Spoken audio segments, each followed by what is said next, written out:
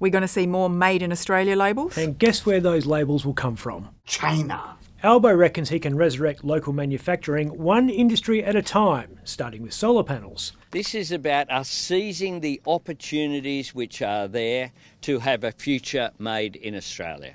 He's made the point that only 1% of solar panels installed in this country are made in this country. Shit. He's declined to make the point that that's because solar panels which are made in this country, much like anything else, is really expensive. I don't pay you to think. We invented solar panels. We're now developing next-gen panels that don't contain silver, which reduces costs. And every time we invent something, China rips off the IP.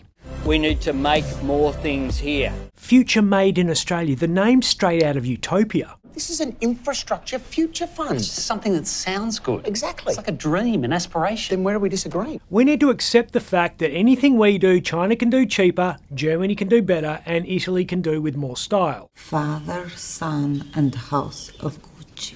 It's the reason the Holden Chimera doesn't exist anymore. Holden Chimera. Supercar. Future Made in Australia. Make sure you get the extended warranty. Chris Bowen's happy with it. He'd be happy stepping in dog shit if it meant we stopped talking about the fuel standards debacle. Our Energy Minister started that debate with the noble goal of making cars more fuel efficient. That's good. But then everyone realised that could potentially have made cars more expensive. That's bad. Then some people pointed out it would encourage us to buy electric vehicles. That's good. Except a lot of Australians don't want electric vehicles because fundamentally we are a nation of bogans who prefer this to this. You're in a Johnny Cat. Albanese learnt the politics of upper middle bogan the hard way when he tried The Voice. You got a f***ing nerve. Whoa! Oh, yep, okay. And so wasn't going to risk another reason to upset suburban Australia, which is addicted to crappy cars. Oh, Steve, could you move the Chimera? I need to get the Tirana out so I can get to the Commodore. I'll have to get the keys to the Cortina. I'm going to move that Chimera. Yeah, watch the boat, mate. So he backflipped. Labor goes with backflips like a off where full sticker goes on the bumper of an SS Ute. And for the record, it wasn't Anthony Albanese kowtowing to the automotive industry. It was a Prime Minister rightfully asserting himself over his ministry after listening and consulting. You don't believe No, that. Albo wasn't grabbing the wheel, he was grabbing his ankles. Australia has the second worst fuel efficiency standards in the world. Only Russia is below us on the ladder.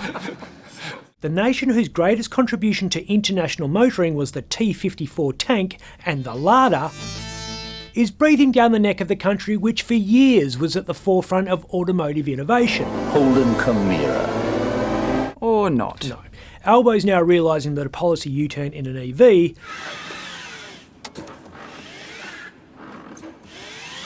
looks just as bad as one in a real car.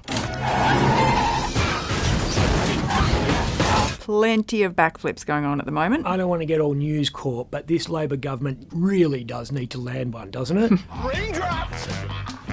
Andrew Giles is doing Cirque du Soleil spec policy contortions at the moment. He's been pantsed by immigration detainees in the High Court of Australia. Suffering your jocks. Judges ruled that you can't indefinitely detain people who aren't citizens,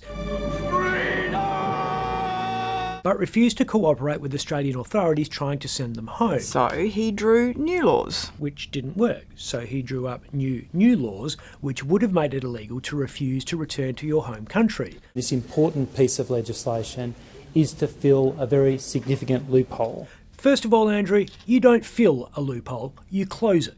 You fill a hole, like the one you're digging for yourself. His policies are like the Baltimore Bridge collapse of Australian politics.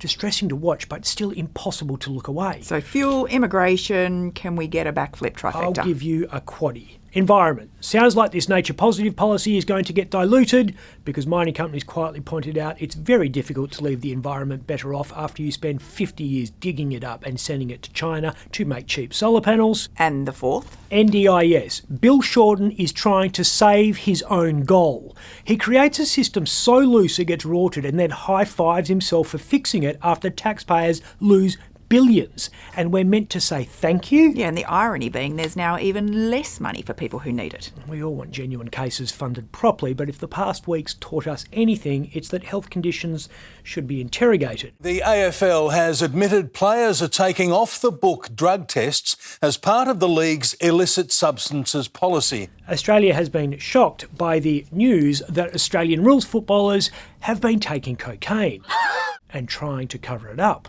They've been doing this by getting club doctors to test them for drugs, and if they're positive, they fake an injury. Oh, I can't move. The end game being no game because they don't play the next day, thereby avoiding world anti-doping medics. Genius.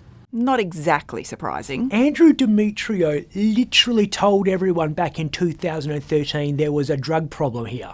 We absolutely think that illicit drugs are an issue. We know it to be one of the most serious issues in the community, so we take it seriously. Now we're pinning our hopes on the PM doing something about it?